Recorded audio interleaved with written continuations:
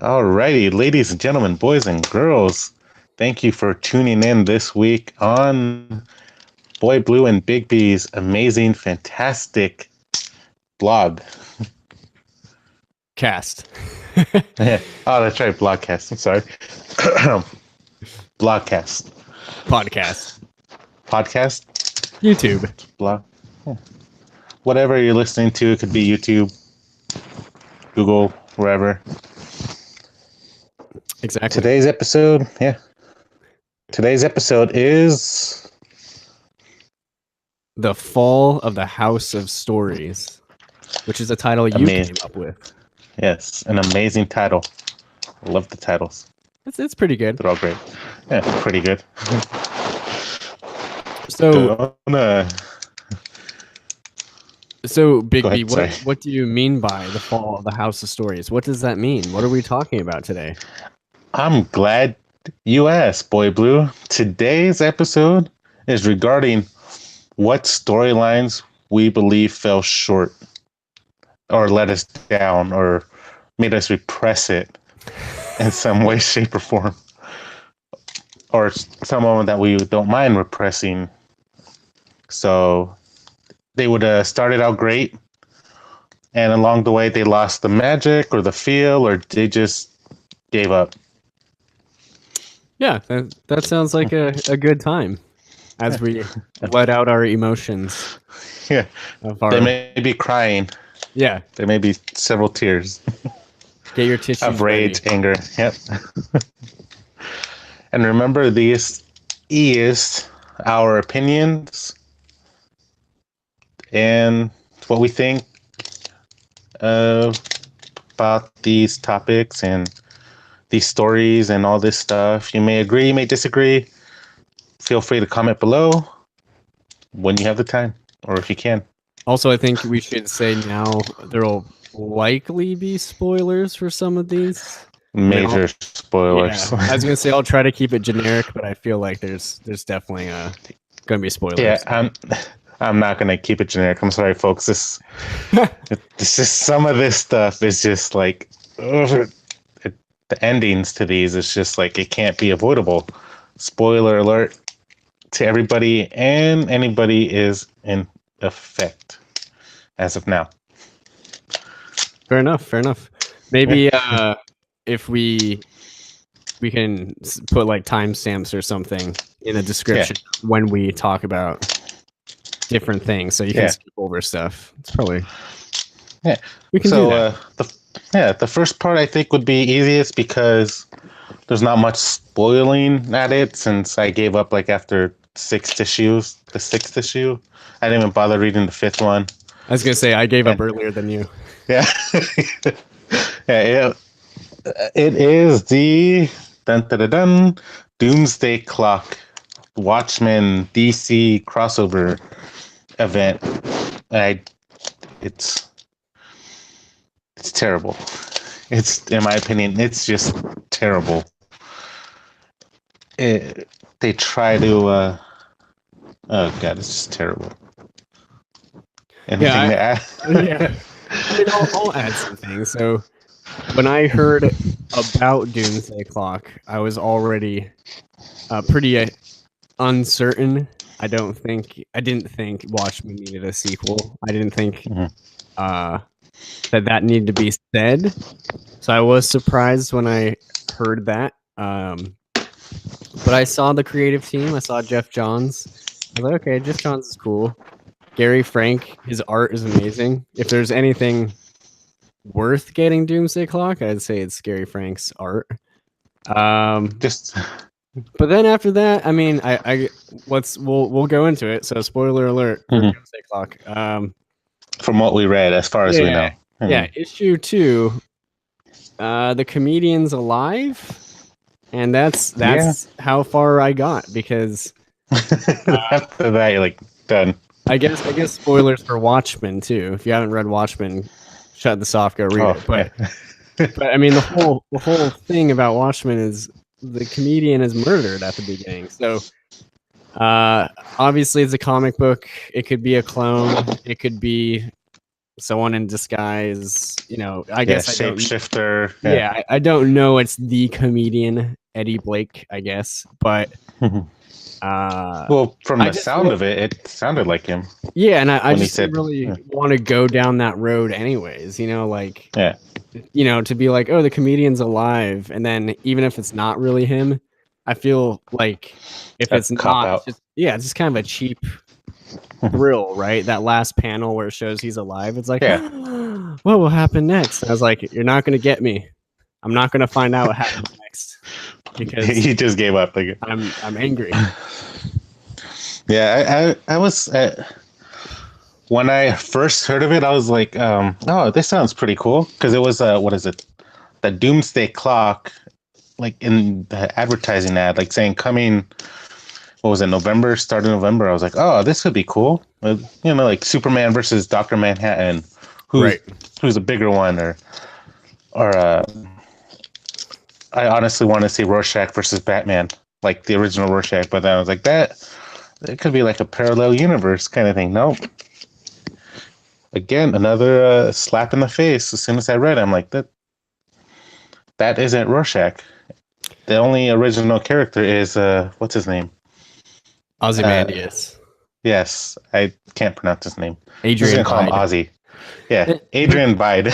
The weird thing about Rorschach too is like, so yeah, I was disappointed too, and I was like, well, there's a person dressed up as Rorschach who's not Rorschach. That's a little odd. But so at the end of Watchmen, he's like vaporized by Dr. Manhattan. In theory, right? Maybe Dr. Manhattan transported him to another. You know, in theory, I don't know. That was a lot of blood. That's true. spewing. Oh, you're right. I guess what I'm saying because he just like splat. I could almost believe that more though, like there's some sort of diversion from Dr. Manhattan. Then Eddie Blake, who gets dropped off the side of like a building, a very tall building.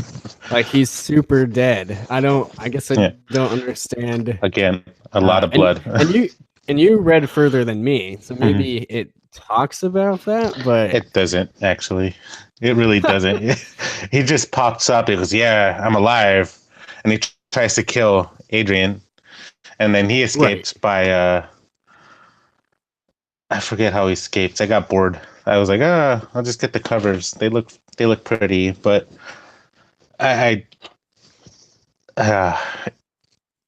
it's just so weird seeing these characters like interacting with Batman and everything, and it's not even in the same universe, so to speak. Adrian just like found a way into our universe or the DC universe somehow because they're looking for Doctor, maybe go back and help, and then just so happens that in this universe they're doing the whole kind of like Civil War kind of thing, the ban on vigilantes and heroes, and Gotham City, everybody's against Batman now. Oh, that's right. That's right. Yeah. So is that universe the main continuity DC? Because I guess that was my question. So do we need to get like?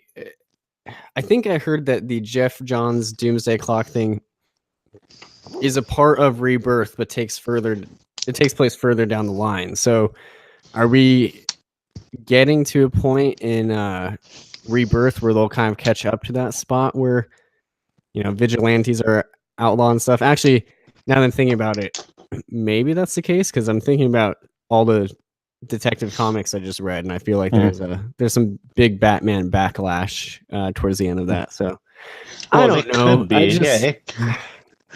It could happen simultaneously, I'm guessing, like since the Detective Comics happened a little before, right? Because it's almost been like what, a year since this Doomsday Clock had started, right? And that's the other Detective Comics happened.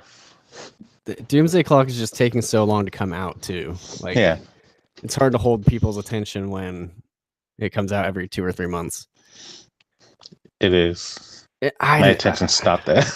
And the thing is, I'm usually like a big fan of the multiverse thing. Like, I like it when people go to other universes, but I didn't need Watchmen to be like its own universe and like reach out to the DC universe. It just seemed a little, I don't know. Out of nowhere. I'm with you. When I first heard it was announced, I was like, well, you see the promotional art and you're like, oh, that would be cool seeing Dr. Manhattan and Superman. It would be cool to see Rorschach and Batman. But it just seems like a money grab, kind of. It was. I mean, there was this the button event of the Flash and Batman getting Edward Blake's button where they found. I thought that would have been amazing because I bought it and it was like the Lenthal coverage. And I was like, oh my god, this looks amazing.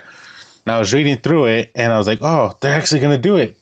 They're gonna bring somehow meet Edward Blake or these guys.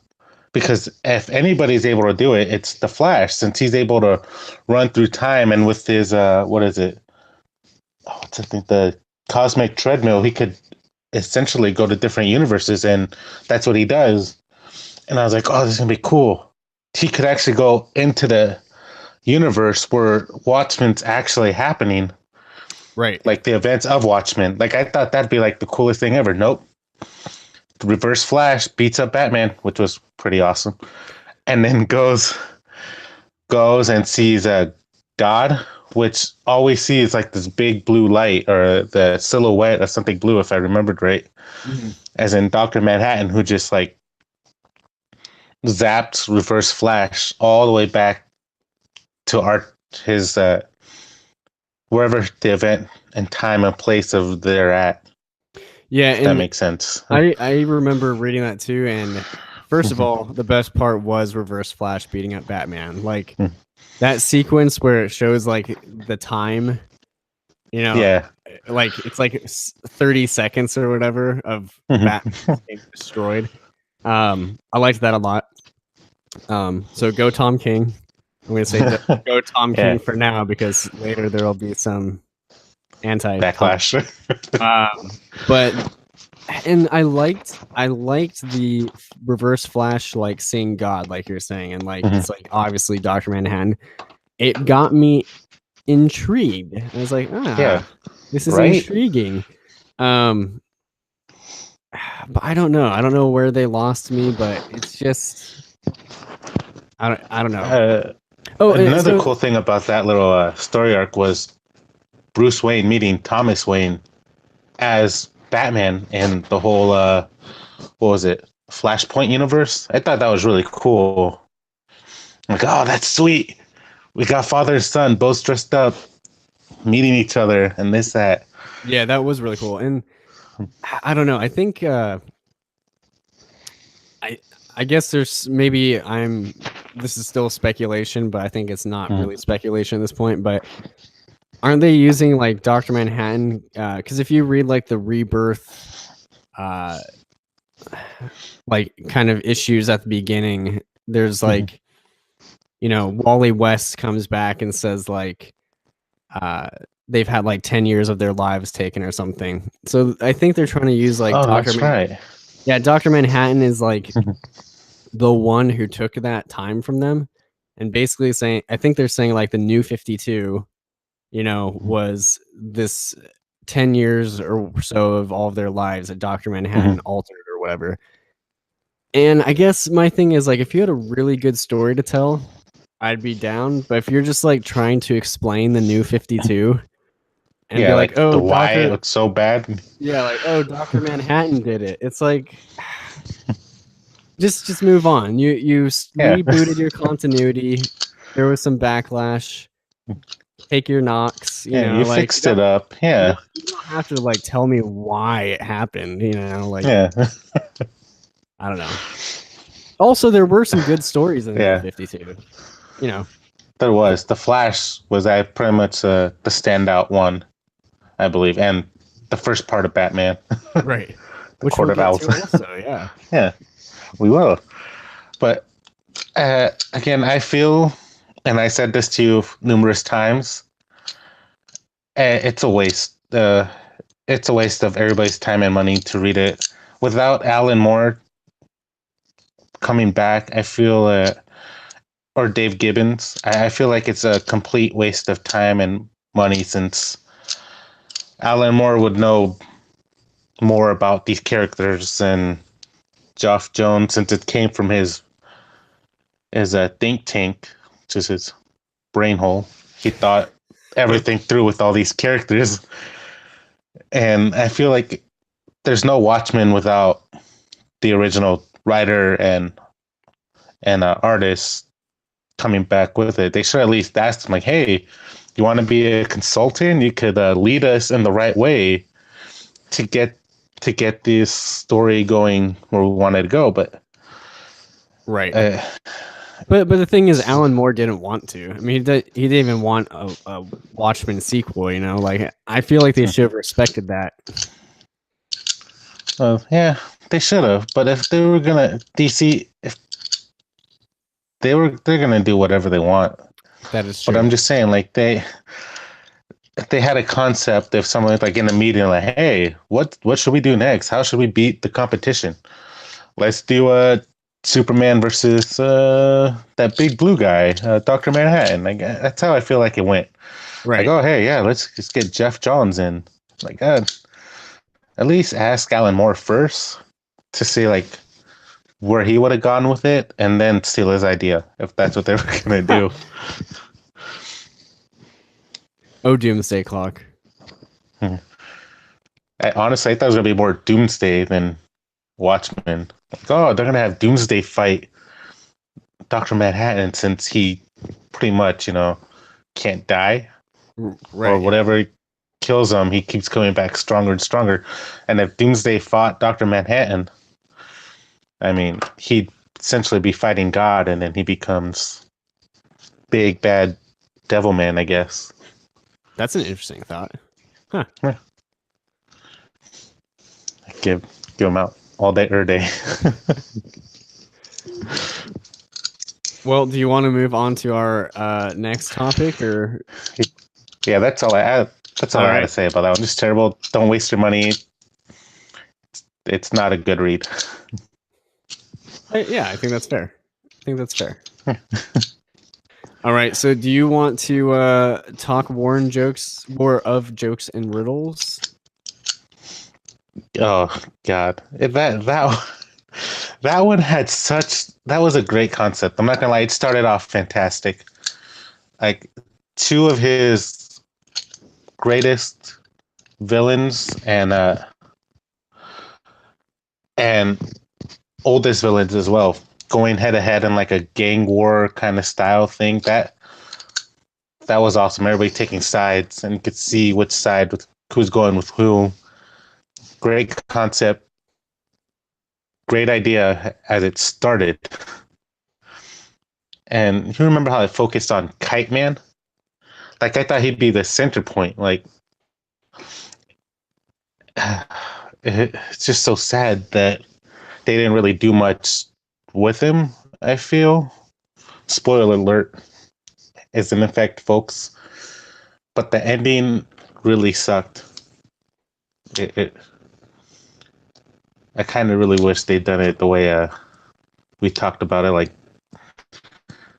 they what was it? Joker had like the building in lockdown, Joker had the building in lockdown, and then the Riddler teams up with Batman, Kite Man, and he sends his whole troops of supervillains smashing into this building, right?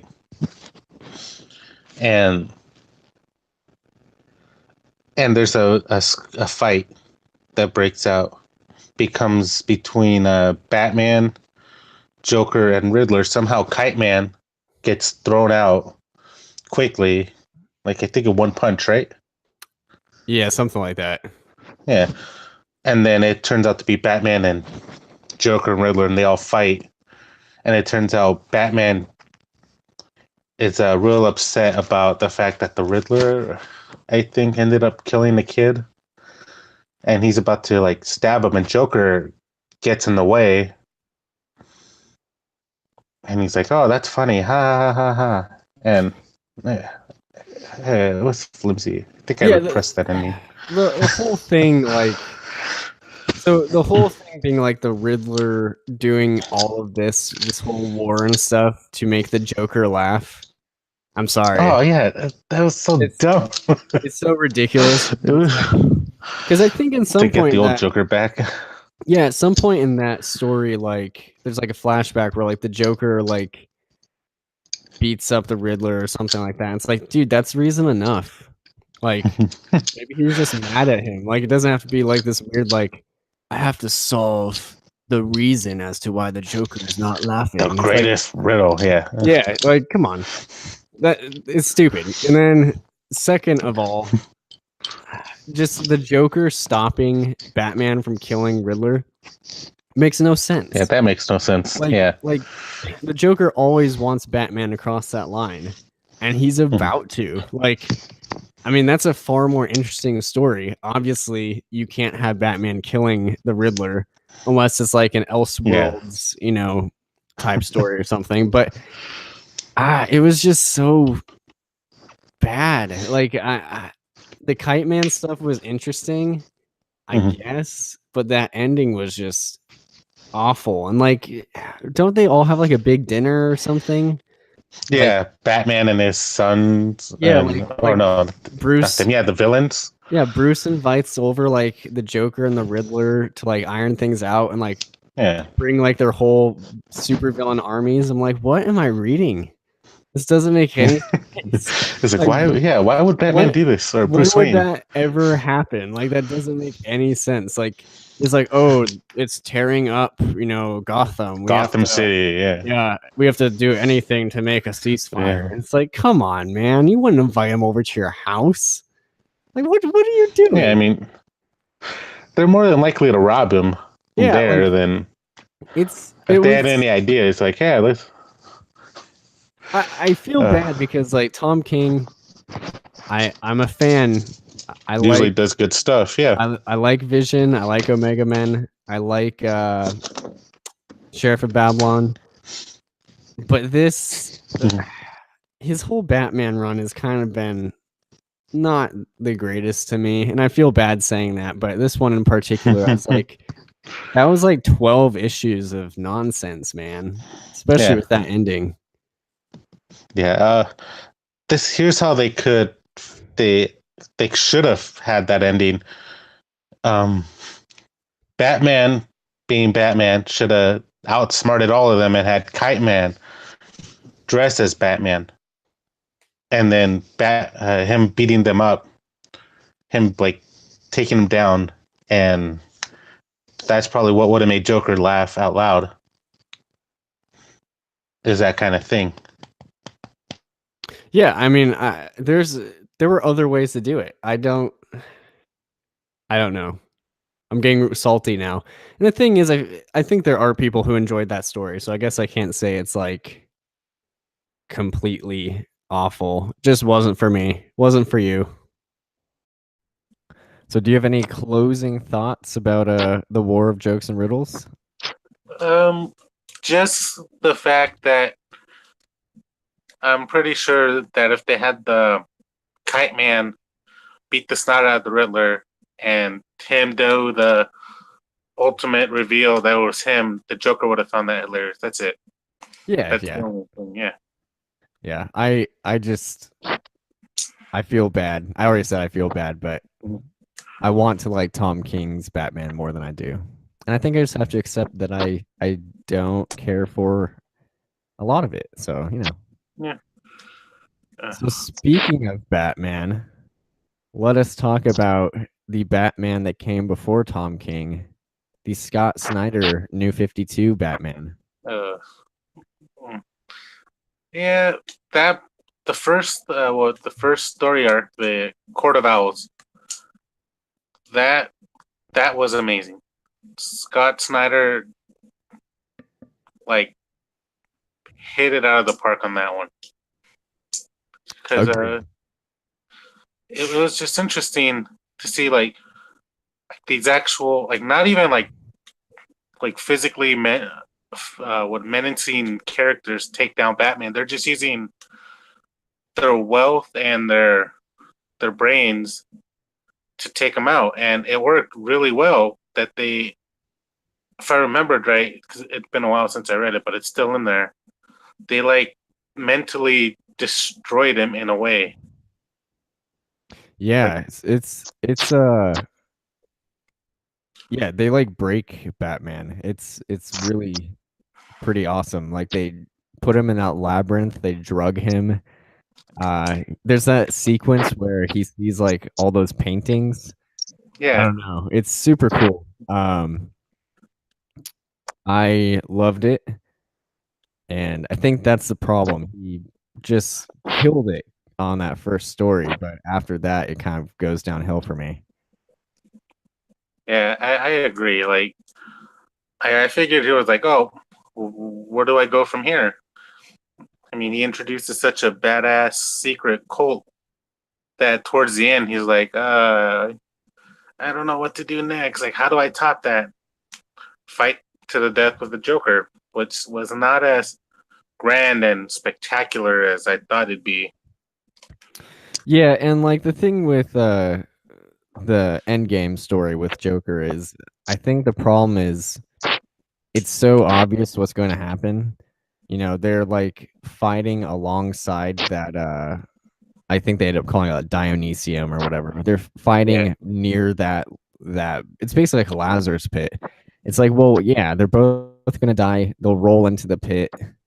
They'll both come back. You know, it's not it's not a twist. You know, so Mhm. I don't know. I found that kind of a letdown. I thought Yeah. Endgame was a good story, kind of up till the end. I thought it was better than Death of the Family. Kind of the same thing with Death of the Family too. It was good up until the end. He didn't have, and maybe it's DC editorial, but he didn't kill any of the characters, right? It's No, called Death of the Family, but I mean, they all nobody make it really out. died. Yeah. I mean, they kind of, I guess it's death of the family because they don't trust Batman anymore, sort of. But I don't know. It just seems like he had a lot of ambitious ideas. Either he didn't have the go ahead to take it all the way, or he just didn't feel comfortable doing that. But all in all, like, I mean, Endgame, we knew Batman was coming back. We knew the Joker would come back. The interim where, it's Commissioner Gordon, I don't know. And I think of other things where Batman like died supposedly, and in Grant Morrison, in Final Crisis, uh, Batman dies sort Mhm. of, with the Omega Sanction or whatever. But I guess we all knew he's coming back, but it's at least interesting. He like traveled through time. He had to remember who he was. It was like this long journey. In Scott Snyder's, it's just like Bruce like kind of forgetting who he was and then remembering. He was like, oh, okay, I guess that's it. Yeah, it was strange for me to see that because I kind of figured it'd be like a more epic ending if they were gonna call it the end game, like how they did in what was it, Dark Knight Returns, where they fight in the on the amusement park and then they do the whole morality talking back and forth and Batman like beats him up and then Joker starts laughing and he just snaps his own neck kind of thing like that. That's how I always imagine them going, like that route between these two characters. Like one of them's gonna have to die before the other one can move on. And I do feel like it's a cop out that we all knew where it was going. They're next to pretty much a Lazarus pit. They're gonna come back, and I did like the Joker how he creepily looked like in the Death of the Family because he looked scary and creepy and gave me a nightmares for a bit with his face like all falling off his skin and whatnot. Right. And you're right. I I would expect more from these titles like Death of the Family Endgame to showcase that they're actually going over the edge, like maybe actually cut off one of the characters' Mhm. faces. because that alone just like freaked me out when you see that two-headed cat and everybody has a plate in front of them, and the reveal is you got your face sitting right in front of you. Yeah, That one. I just think it was too ambitious. Like Court of Owls was such a home run. I think he just felt like he had to top it, and it just didn't really work out. And like, and so going into the whole Dionysium thing, so now we're in 2018. Dark Knight's Metal has wrapped up. So he tried to wrap the Dionysium thing and like Nth Metal and Electrum, all these things that he had kind of created in his new 52 run, and maybe make it more than it is. Like he tried to combine that with Barbados from Grant Morrison references him, and I guess he's in like some other earlier Batman stuff, but I don't know. I liked the concept of the dark multiverse. I liked a lot of the standalone one shots with the Dark Knights, they were amazing. Yeah, like the Devastator and all that. But whatever the Doomsday one was, I really liked that one. I can't remember. Yeah, that was the Devastator, I think. Was that Devastator? Yeah. Yeah. But I don't know. It just, once again, kind of very ambitious, and then it kind of just petered out. So what were your thoughts on the ending of Dark Knight's Metal? I thought it was disappointing after such an ambitious crisis level. Yeah, I do feel like it was a letdown. Again, just like you, it started off amazing, really great, something we never seen before, a whole dark universe, and then like what I never even thought, like in a creative point of view, I never really thought like that. Like, oh, hey, there's a whole other dark universe where all the bad choices, all the bad guys are, there's an evil version of you out there, like darker, meaner. I never thought of that until Metal was released, and I was like, oh my God, this is brilliant. The art is brilliant. The one shots are like really amazing because you get these separate, what are they calling? So dark knights, is that what they call themselves? Or dark Batman, whatever you want. Yeah, evil Batman, and the one I'm a big fan of the Flash.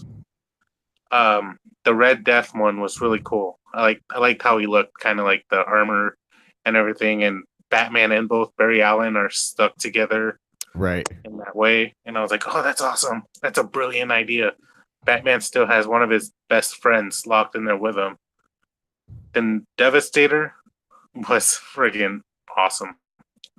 Batman versus Superman kind of little thing in there from the film. It was amazing. Well, and the thing was, like, what I liked about the one shots were they were still Bruce, like kind of Bruce gone wrong. Like the Doomsday one, he like uses the Doomsday virus because in his universe Clark goes bad, and he's like, how do I stop Superman? Doomsday virus. And I think that's just such a great idea. And then like that Batman coming to our universe and feeling like he has to protect Lois from our Superman. I thought that was fantastic. And then the one that became the God of War and like loved Diana.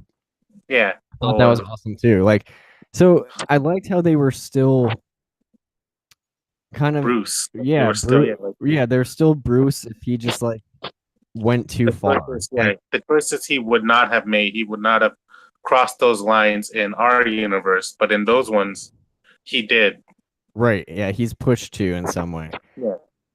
But the actual, so I like the concept of dark Bruce Wayne's. The actual execution, hit or miss. Yeah, and the thing was, I think it was Scott Snyder tried to tie in a lot of things. He tried to tie in Grant Morrison's time in the Batman. He tried to incorporate all these different elements. When I think the coolest part of it, the core element, was the dark Bruce Waynes, which that could have just been it, just Bruce Wayne's from the dark multiverse. But he tried to do like Barbados, and I think that's what was the biggest letdown was. I mean, Barbados gets like defeated in like 2 pages. It's super weird. Yeah, it's supposed to be like the big bad, right? And it's pretty much like, what would be a good analogy? Like, say a Darkseid shows up, and then out of nowhere, Superman just slaps him back across Apocalypse. That's how disappointed. Yes, it is.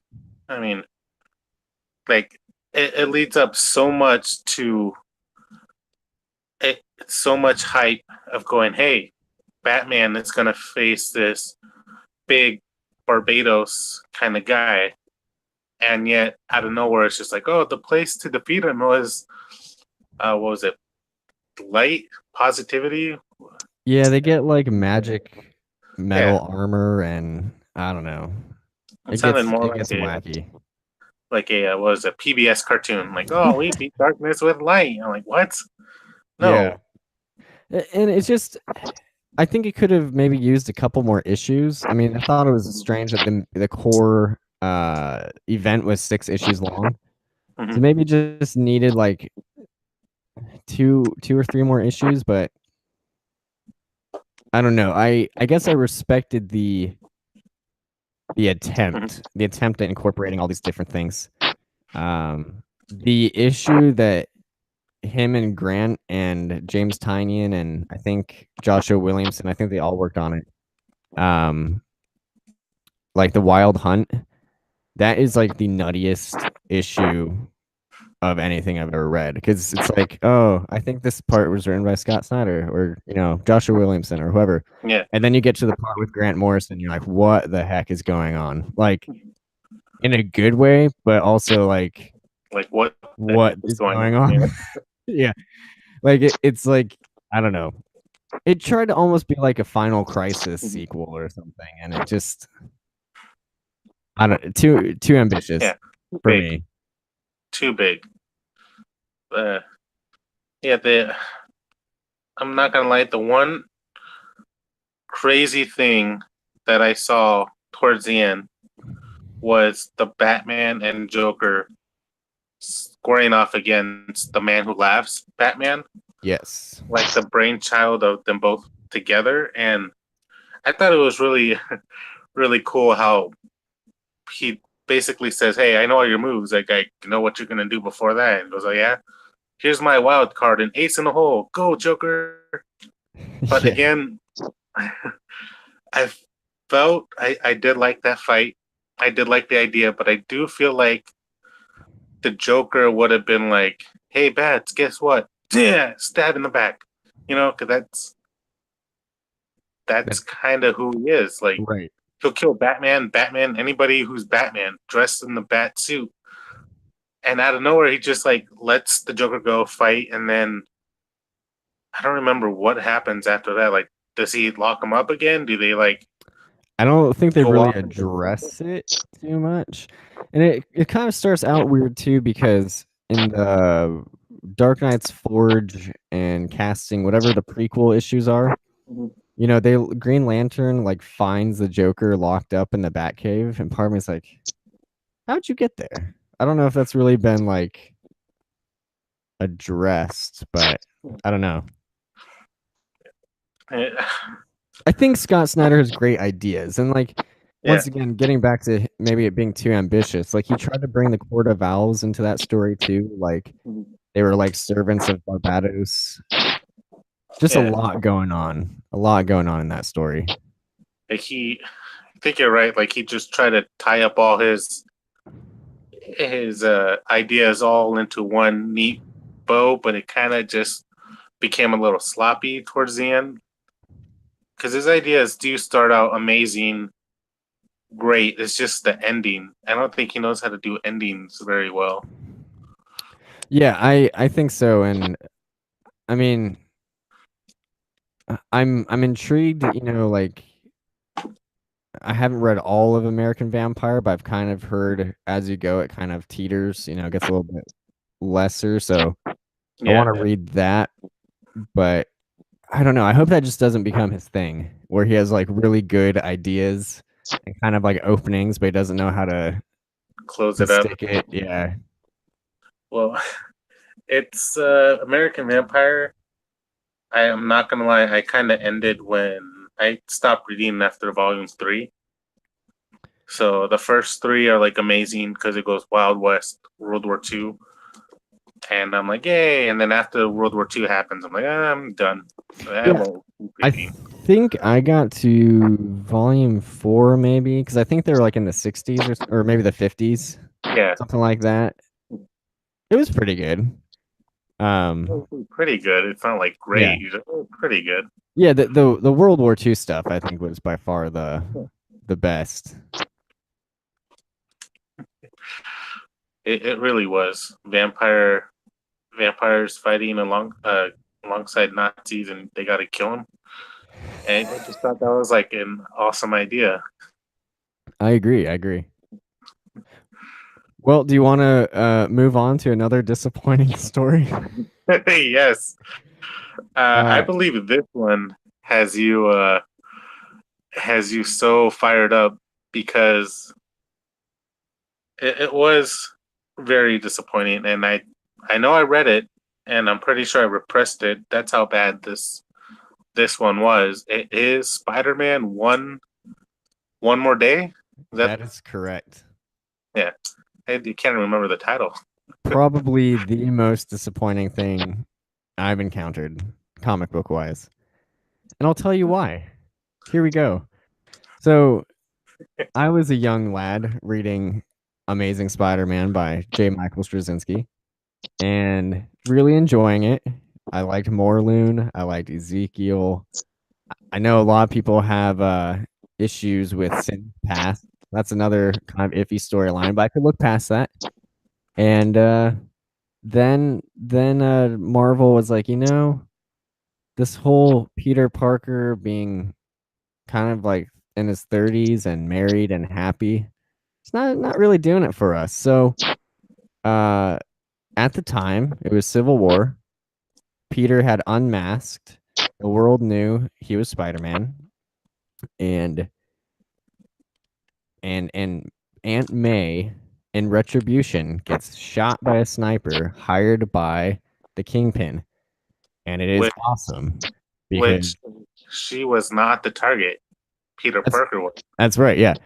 And it's awesome because Spider-Man puts on the black costume, beats the Kingpin in jail, like to the point of almost dying, and then says, "If Aunt May dies, I'm gonna come back and kill you." See It, that alone give me chills right now. Just thinking, yeah, rereading that the Back it's in Black series. Like, oh it's my like, goodness. oh my gosh, it's so Yeah, good, and something will happen where he's not gonna yeah. kill the Kingpin. I don't even care if Aunt May dies and then he goes to kill the Kingpin and like Daredevil stops him. Like, I don't care. Do that. But what they chose to do, and I've heard this wasn't Straczynski's intent. This was editorial. Uh, they chose for Peter to make a deal with Mephisto. I think the demon basically. So yeah, Uh, that he would save Aunt May if Peter and Mary Jane, their love was no more, is like erased, and effectively bringing Peter back to where he was, 20 before years ago Civil in the War. Yeah. comics. Yeah. Oh, and that's true. Yeah, everyone apparently that them not being together means everyone doesn't know his identity anymore. Which let's not. I don't know if that was even addressed, but and I'm just like, dude, why would that make any sense? You're in. I'm sorry, she's super old. Yeah. She's getting up there. She's It's gonna bite the dust eventually. and you're just like, yeah, yeah, we'll find a way to fall in love again, and it just seemed like a way to like tell the same old stories again. Let's make Peter, young bachelor again. I don't know. It was very disappointing. I think a lot of people did not like it. I pretty much stopped reading Spider-Man. Mm-hmm. Like I read some stuff beyond it and just kind of got upset. So yeah, that's kind of my. I don't know why they chose to do that. It just was They not a probably good thought, story. what's Peter Parker without Aunt May? That's probably what they're thinking. Like, what would happen if she wasn't around? They still needed him to be happy-go-lucky, I guess. I don't know. That's that's a weird choice. They could have just brought her back some way, like, oh hey, since everybody's doing these alternate universes and revamps and whatnot, they could be like, oh, we'll bring her back down eventually. But I know I know where you're coming from, because doesn't Mary Jane get like superpowers and becomes like what a superhero or a vigilante or something? I don't know. I swear, I swore it off. I'm pretty sure I read a little bit farther along than you did at that point. Now I think she becomes like Jackpot or something. Yeah, I remember there was like some new goblin, and I was like mildly curious to know who it was. But that's Oh the yeah, other it thing. was like that one. They like brought back. I mean, the whole it didn't make sense. So at first, like, oh, it's just like they were never together. Then it's like, oh, no one knows his identity anymore. Oh, Osborn, is alive again. I'm like, where does this? How did all of these things happen? Like, it doesn't even make sense. How I don't far know. back did you go, Mephisto? How far Yeah, did this deal go?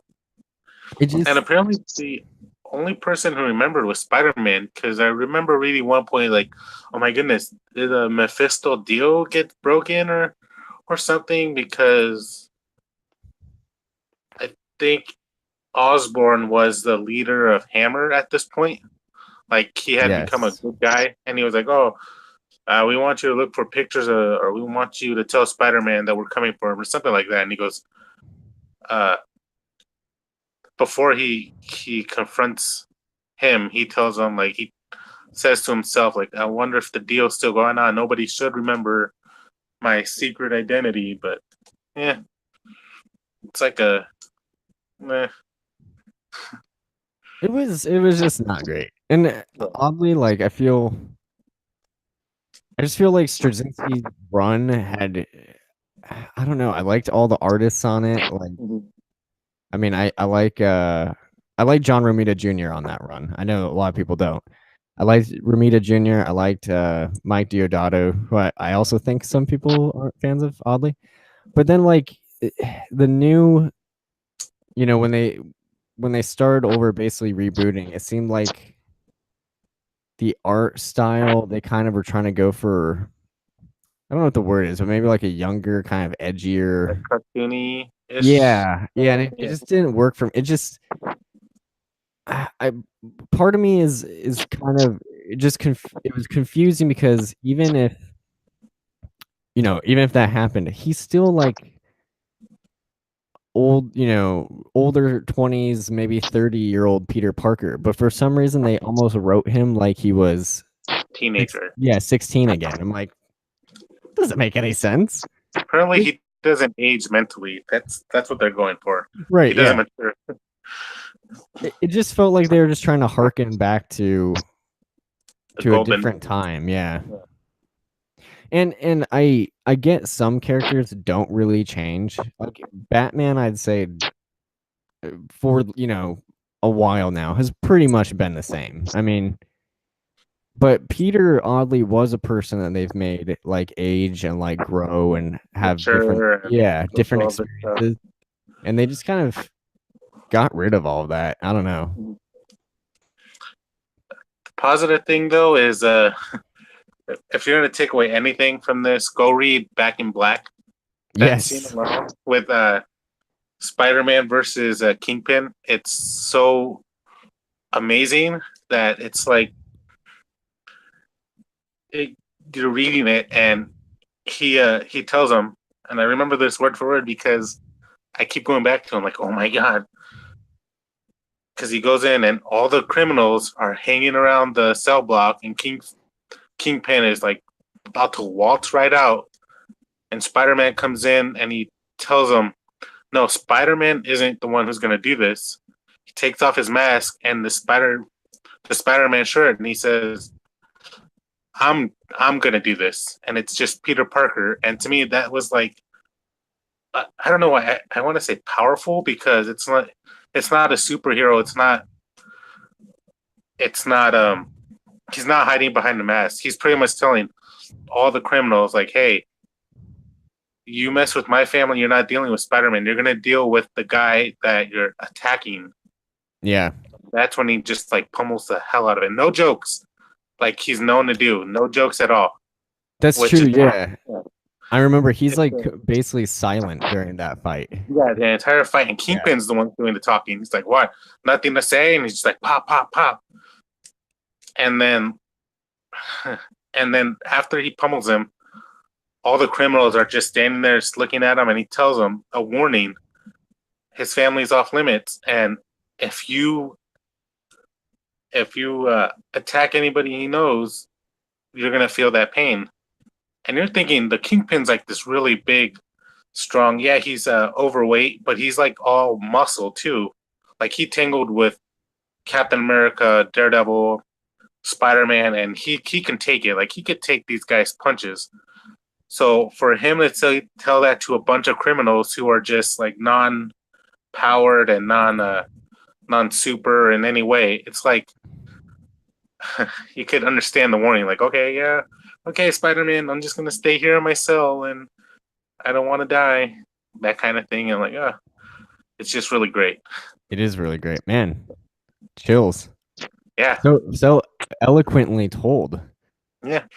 I remember. I mean, he did some messed up stuff. The actual sniper, the guy who shot Aunt May, he finds that guy and like interrogates him in the sewers with like rats, like fighting the guy. I'm like, dang, man. Pretty ruthless right now. Yeah, he's the black suit symbolizes the dark Parker, dark Spider-Man. That's what he's going for when he's beating the snot out of the assassin and Kingpin at first. And I'm like, oh, geez, this is when you know Spider-Man's not Spider-Man anymore. He's willing to basically kill if his family is going to die or is getting killed or something. Right, and I think that's what I liked about JMS's run. Like he captured Peter's voice well, like the happy-go-lucky side, the jokey side, but he also found this, like I said, more adult, more mature side as well. Not just in Back in Black, but in like the Civil War stuff where he's like deciding, what's better for his family or what's better for society. I don't know. Like there's a lot of good stuff in there. And then it just felt like kitty time. I don't know, like right afterwards. It's like, oh no. Like I don't remember what the first villain was, but I know, like I said, they had like a new goblin. And it's like, okay, like I get back in the day, it was like, who's the Green Goblin? But it's like we don't need to do that again. Like, come on. Do you really need to bring another goblin? Yeah. Like it feels like a different color each 5 years. And I agree with you there. Like, we grew up with Spider-Man, and he grew up in the ages through time, and yeah, just let him grow up, guys. I mean, let him get older, let him get darker if he has to, because that's pretty much life. Like Spider-Man is the most relatable character in the whole Marvel universe or any universe, because he was a teenager when he started. He faced all the same problems like we had, like worried about school, college, girls, money, family issues. Like that's why Spider-Man will always have will always be on my top favorite heroes, because I could relate to him when I was reading the comics or watching the shows or movies, and the fact that this particular storyline was really great because you could feel his pain. his suffering, his happiness, his joy, everything up to the point where he's willing to sacrifice his love for Mary Jane for his aunt. After that, it's just like they just go all the way back and like, hey, we're just gonna erase everything and keep everything all nice and go lucky, happy. Like, it was a terrible. Yeah, and I think the other thing is like exactly what you're saying. So maybe it's in line with his character to save Aunt May, make that deal because he loves Aunt May, right? Yeah, I'll give him that, but I also think it's within his character to, after that happens, do everything in his power to get Mary Jane back. yeah, He totally doesn't. I mean, yeah. like he's just like, oh, let's go on to the next adventure. Yeah. I'm like, what? Like Yeah. it's super weird. It really is. I mean, I will say I did like Mr. Negative. I think he was introduced during Yes. that time. He's kind of an interesting character. Mhm.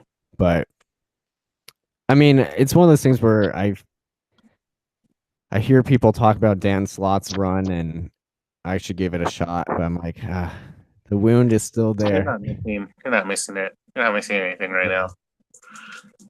Well, the Slott's run is over now. It's somebody else. I know Ryan Otley is doing the art. I can't remember who's writing it. But if they're willing to make Peter Parker go to a little bit over the edge, I'll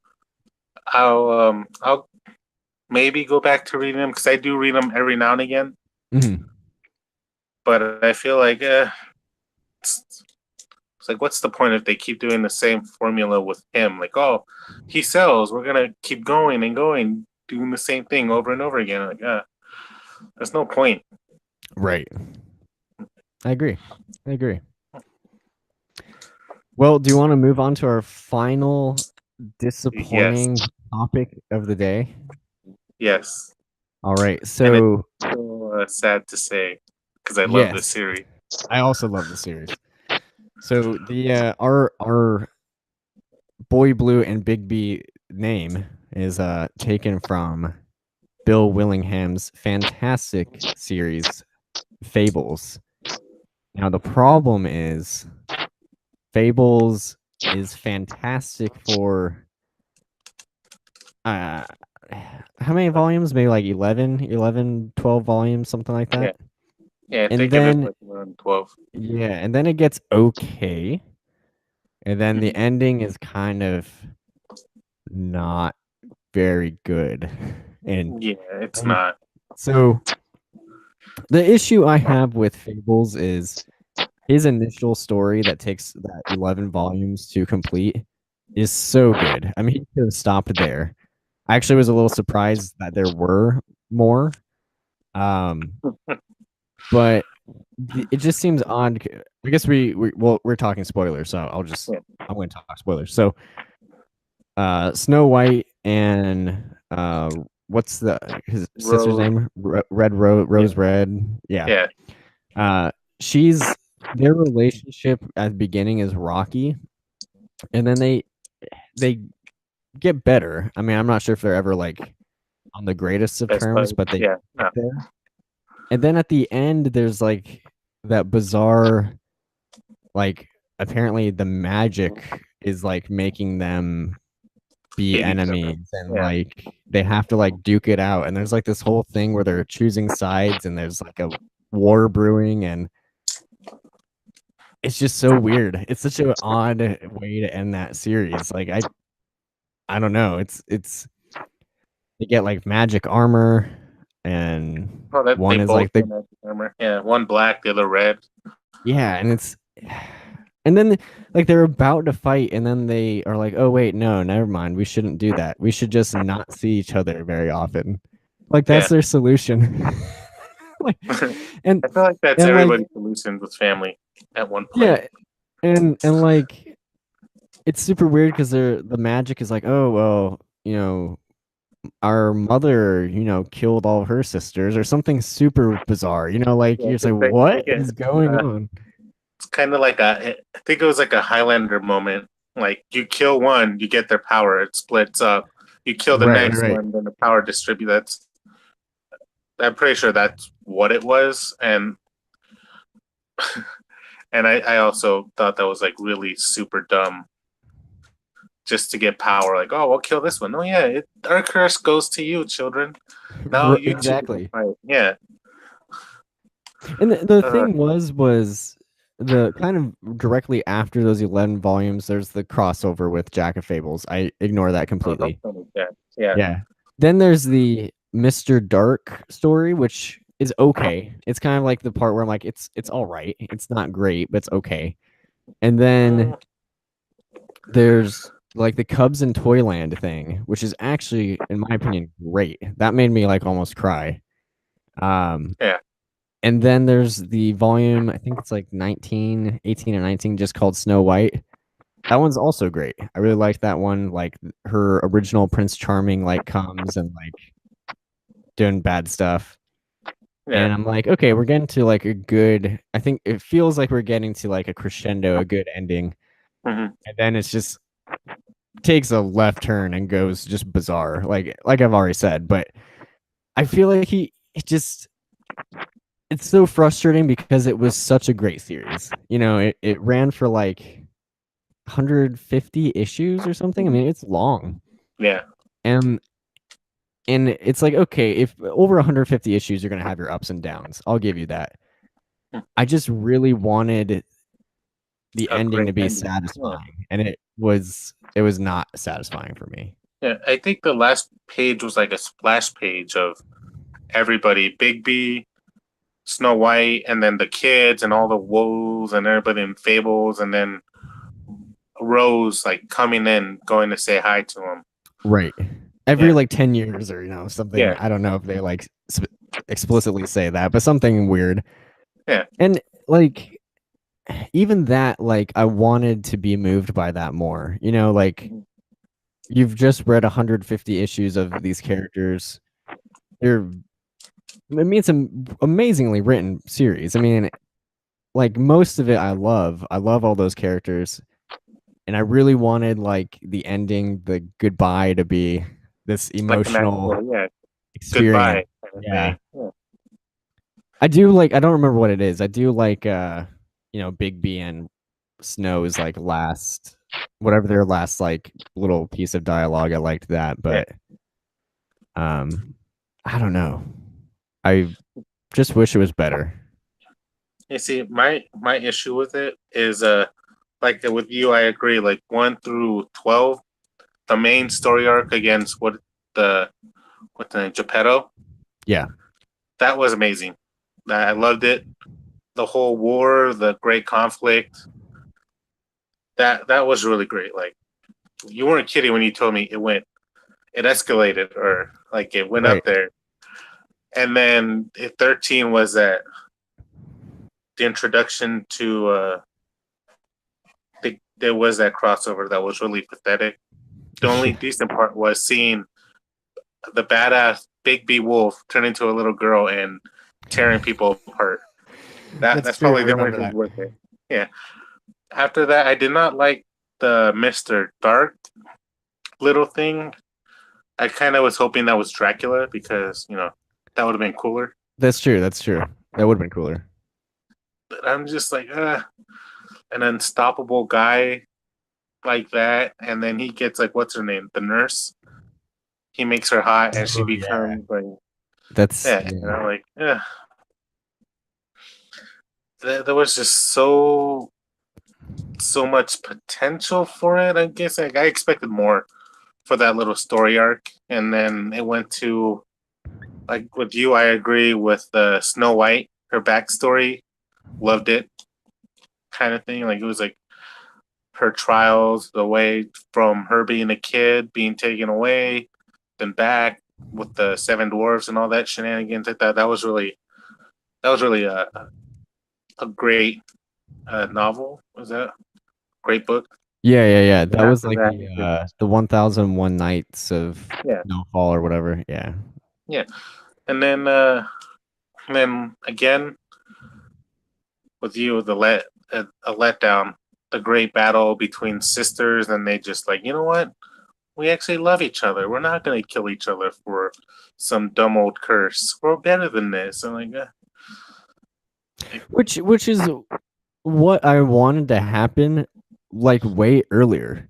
Like yeah, I couldn't figure out why they were actually like about to go fight each other. I was like, what? You know, like if you did have like this uncontrollable curse thing, you know, whatever, mm-hmm. just say fine, we won't see each other every few years, you know, like what they end up doing. It was Yeah. so strange that like it escalated to like they're about to like go to war and then they're like, oh wait, never mind. It's like what? What The is best, the best way that they could have fixed this is they actually go to war, and I think if they ran it a little longer, maybe to 175 issues, they could have had uh, Snow White and Red Rose like battle each other, and then through the midst of the chaos, one or the other is like lying on the floor, broken, beaten, and the other one's like raising their sword up, and then the other one says, "I know it's a curse. I forgive you, and I love you," kind of thing, and then like drop the sword, and then they hug each other, and then they're like, "Okay, how about we don't do this?" Like to me, that would have been a reasonable ending. Like, okay, we're just not gonna see each other like right? every 10 years. I think that would have made a little more sense than to be like, "Oh, we're about to fight," and then not do anything. Yeah. I, Well, I think it would have been better if they fought and then come to a realization that they're better than the curse. yeah, and but what I think is so strange though is like, I mean, like I said earlier, at the beginning of the book or the series, they're not on the best of terms. But Yeah. even in the second volume, it looks like Rose is like leading this rebellion, but she actually ends up helping Snow. Yeah. Like from the very beginning, like Rose doesn't like Snow, but she's not gonna kill her sister. You know what I mean? Like Yeah. that was established early on, and then to bring it back, I just felt like it was strange and it was an odd arc. And I know I've read that Bill Willingham wanted to write more, but even if he had written, 300 issues, I still feel like that would have been it was still an odd choice to even write Mhm. that story. Like I think it's unfortunate that maybe he had more stories to tell and maybe a better finale planned, but even if he had kept going, I still would say that was an odd story arc, to Yeah. have in there. Yeah. That that and a little thing I thought was strange was when Bigby died. I'm Right. doing the air quotations. Yeah. They rebuild him with the glass pieces, and he becomes like this Raging deranged maniac. looking. Yeah, and he like doesn't he kill Beast like by Yeah. ripping out the armor Like that he had on? destroys Beast, yeah. Yeah. So I thought that was bizarre that they threw that in there, but it was cool to see a raging Wolfman on the pages like that. Yeah, But I feel like that kind of it felt a little shock factory to me. yeah, Beast is this character that he sometimes he's a little bit annoying, but he's been there since the beginning. And then it's just yeah, like I think because doesn't he finally get cured like yeah. His 100%? his uh his curse goes to his kid. That's right. They, Yeah, yeah, yeah. yeah. Yeah, so he like no longer can take on that beast form, and Mhm. that's when Bigby kills him. And I don't know, Yeah, it was strange decisions all around, kind of towards the end. yeah. They should have Except made except for Cubs in Toyland, yeah. which, like I said, that That one was a good one. that one's like, man. I mean, I guess we've already spoiled a lot of things. So Yeah. Bigby's Why son not? dying is like, goodness gracious, that was pretty sad. Bigby Yeah. and Snow's son It's- sacrificing himself, actually. mhm. Don't remind me, man. Don't remind me, because that'll lead to a whole other set of issues. Sad storylines. We'll save that for another time. That's true. We should save that for another story, Yeah. another episode. Yeah. Episode 8. Oh my gosh, Doctor Star. Oh. No, don't, John, don't It's too even. soon. It's too fresh. Too soon. Yeah, that wound is still Very open. healing over. Yeah. Yeah. Well, I think that's all the disappointing stories I have for today, which is actually good. I mean, what did we have? We had 4 or 5. I can't. Yeah, remember. we had a DC. The not DC in general. The just the Doomsday Clock. That's right. War of Jokes and Riddles. Yeah. Scott Snyder's Batman. One More Day. Fables. That's 5. That's 5. Yeah, it's pretty good. 5 disappointing. Yeah. I feel like having 5 for all the comics I've read recently.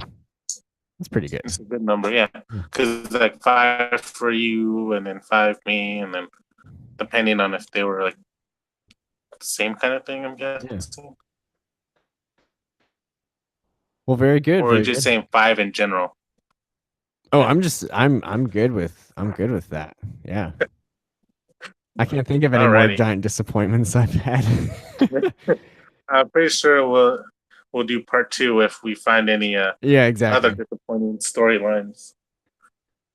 Yeah, I feel like generally I'm like either super hyped about something or I'm like that was pretty good. You know, it's kind of hard for me to get like really bummed out about something. I think that's why kind of maybe the War of Jokes and Riddles thing gets to me. I think maybe if it was any other writer, I'd be like, oh, that was fine.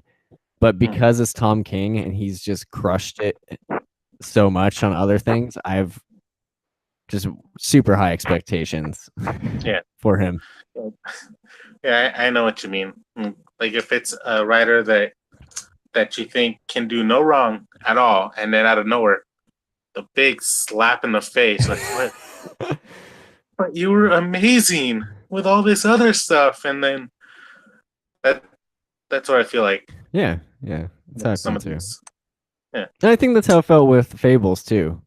You know, just perfect. I mean, honestly, it was perfect for 70, 80 issues or whatever, and then like should have stopped. You should have just stopped it. Yeah, or gone a different route. I mean, right.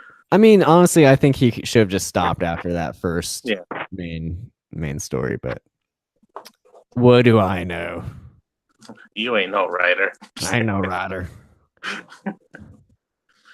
All right, so I can't remember what our next episode is because I'm not looking at it, but when we get it up, tune in. Next episode 5 is Spotlight. We are putting the spotlight on one phenomenal writer who, in fact, you did mention one of his books not 5 minutes ago. That's right. I did. Jeff Lemire is our writer spotlight. So we're going to talk Black Hammer, the best thing ever. And Dr. Frankenstein, Dr. Sherlock Frankenstein. Yeah.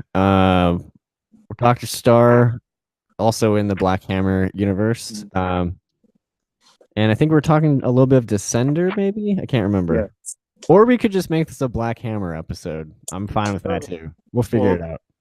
Well, yeah. We'll let you guys know. But don't forget, comment, like, subscribe, tell your friends, and don't yell at us for spoiling it because we did say spoiler alert several times. That's true. Several times. All right. This is Boy Blue and Bigby signing off. Yep. Have a good night. Or morning. Whichever. Whenever you're watching this.